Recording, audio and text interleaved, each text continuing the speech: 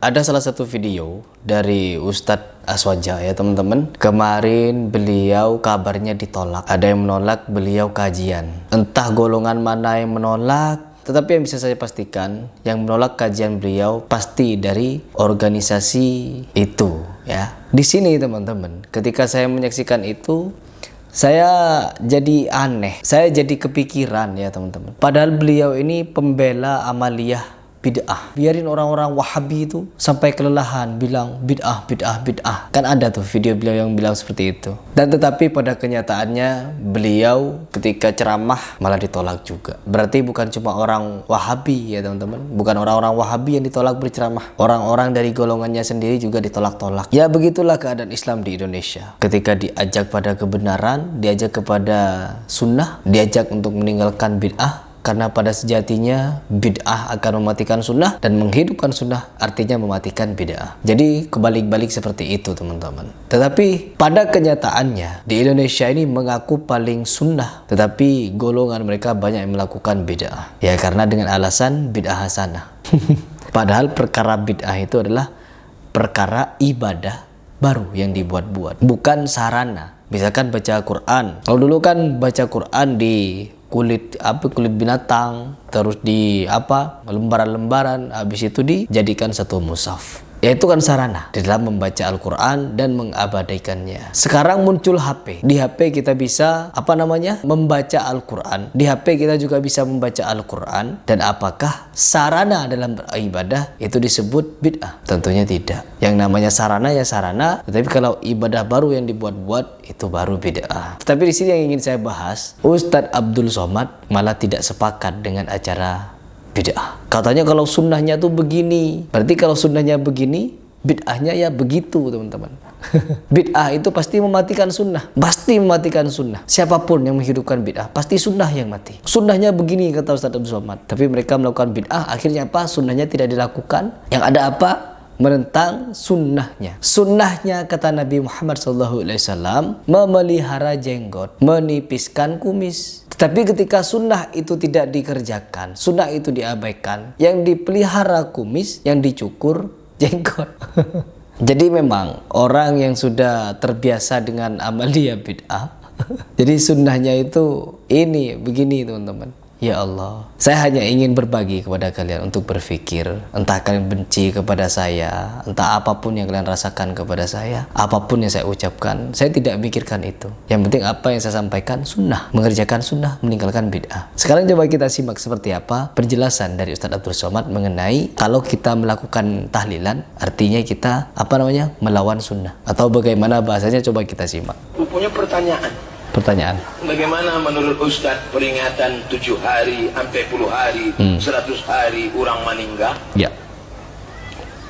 Adakah dalam Quran dari surat Al-Fatihah sampai ke An-Nas, hai orang beriman, kalau Abdul Somad mati nanti buat 7 hari? Ada? Gak ada.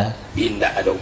Adakah hadis Nabi dari Sahih Bukhari, Sahih Muslim, Sunan Abi Dawud, Sunan Tirmidzi, Sunan Nasai, Sunan Ibnu Majah, Muwatta Malik, Sunan Ad-Darimi, Musnad Ahmad bin Ambal? Adakah dalam hadis Nabi, hai orang beriman, kalau kalian mati nanti, kalau Abdul Somad mati, buat kenduri 7 hari? Ada?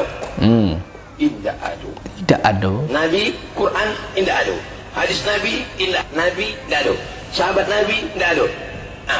Bukan Quran, bukan hadis, bukan khabar dari sahabat populer. Yang jadi masalah, sebagian umat memberatkan.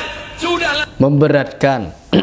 Tetapi setelah itu teman-teman, saya mendapatkan satu video dan itu pernah saya bahas dulu.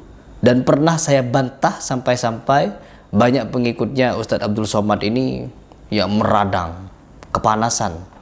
Seperti ini videonya. Apalagi perkara goib tadi tuh, yang sangat-sangat kalau saya pribadi keberatan. 3 hari, 7 hari, 40 hari, 100 hari, 1 tahun, 1000 hari. Ini yang saya keberatan. 7 hari, 40 hari, buat kenduri, bagi makanan, kirim doa. Tidak dilakukan Nabi. Tidak dilakukan Abu Bakar, Umar, Utsman, Ali, sahabat Nabi. Tapi ada dalam fatwa tabi'in, namanya Imam Atha. Kata Imam Atha, ulama dari kalangan tabi'in, orang yang meninggal dunia, maka dia diuji di kuburnya selama 7 sampai 40 hari, maka dianjurkan bersedekah. Ini perkara goib. Tabi'in itu bisa tahu perkara goib di alam barzah, di alam kubur. Seandainya perkara itu memang benar-benar terjadi, tidaklah Allah itu memberitahunya kepada tabi'in. tetapi kepada Nabi Muhammad. Karena apa? Kiblat kita Nabi Muhammad, dan telah disempurnakan agama ini semasa Nabi Muhammad hidup. Jadi kalau masih ada keyakinan-keyakinan ketika 3 hari, 7 hari, 40 hari, 1 tahun, 100 hari, 1000, ini masih ada perkara-perkara goib yang Nabi Muhammad tidak tahu, ini salah teman-teman.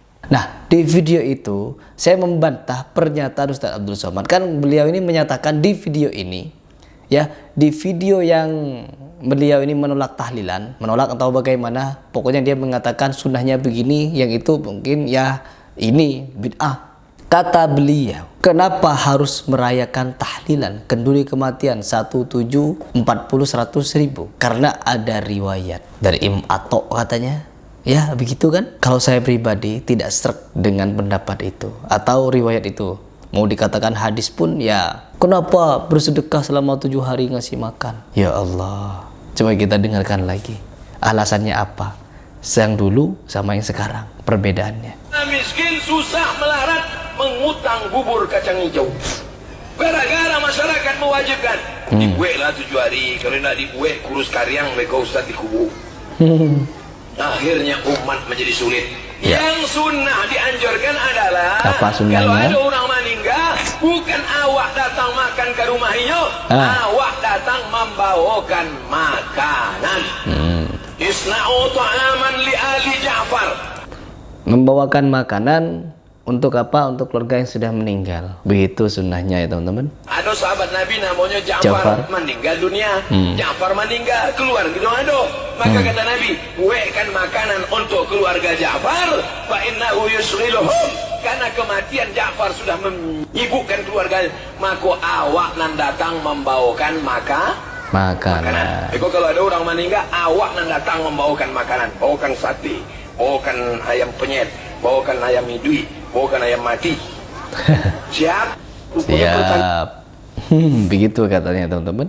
Jadi bagaimana pendapat kalian? Apa yang kalian pikirkan? Dan bagaimana kalian menanggapi pernyataan dari Ustadz Abdul Somad yang dulu ini? Kalau saya pribadi senang. Karena apa? Sunnahnya begini. Berarti yang tidak sunnah ya begitu. Kalian bisa mikir sendiri teman-teman. Saya sebenarnya dulu ya, Ustadz Abdul Somad, Habib Rizik Syihab, Ustadz Adi Hidayat, itu semua saya menjadikan mereka rujukan di dalam beragama. Saya merasa yang lucu ya Ustadz Abdul Somad, yang cerdas ya Ustadz Adi Hidayat, terus yang galak, tegas, garang, ganas Habib Rizik Syihab. Saya penggemar mereka dulu teman-teman. Sebelum saya mengenal dakwah salafi, dulunya kan saya pembenci salafi. Saya membenci ketika mereka bilang bid'ah. Tapi ketika saya benar-benar mengkaji mereka, nonton video-video ustadz-ustadz dari salafi, saya menjadi sadar, menjadi teringat bagaimana perjuangan mereka untuk menegakkan sunnah. Masya Allah, akhirnya apa? Saya mental dengan ketiga tokoh ini, terkhusus Ustadz Adi Hidayat. Kalau Habib Rizik Syihab masih lumayan,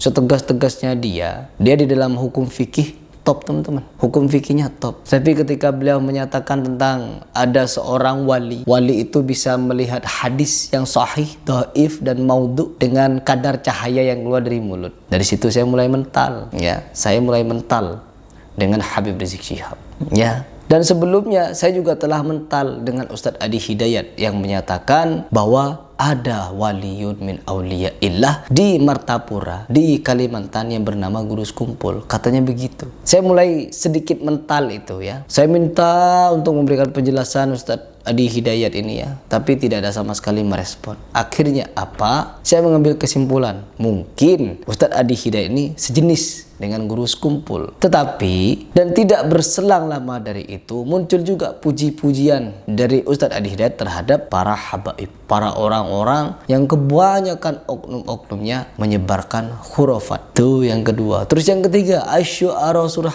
musik. Ajib, ya, ajib itu. Ya Allah, itu gejolaknya luar biasa teman-teman. Karena di Indonesia pecinta musik banyak. Akhirnya apa? Saya diserang habis-habisan. It's okay. Saya tidak bermasalah dengan hal itu. Terus yang berikutnya, surah Maryam ayat ke-30 mirip dengan Yohanes 3 ayat 16. Na'udzubillah min dzalik. Mental 100% saya. Dan begitu pun dengan Ustadz Abdul Somad. Kalau saya pribadi mengamati mereka ini, ya begitulah. Kalian bisa membaca sendiri arahnya mau kemana. Dan di sini teman-teman, kalau kalian menganggap saya itu membenci, No, saya tidak membenci mereka. Saya hanya tidak setuju dan tidak sependapat dengan apa yang mereka nyatakan di media sosial luas tentang ini, tentang itu, begini, begitu, asyu'ar, surah musik. Saya hanya tidak setuju. Kalian mau setuju atau bagaimanapun, ya itu tanggung jawab kalian. Tinggal pilih, tinggal jalani. Semoga bisa dipertanggungjawabkan. Karena menurut hemat para asatidz salafi, surah pemusik itu adalah kebatilan. Tidak ada yang namanya di Al-Quran surat pemusik, dan juga tidak ada di dalam Al-Quran surah tahlilan sebagaimana dinyatakan oleh Ustadz Abdul Somad tadi.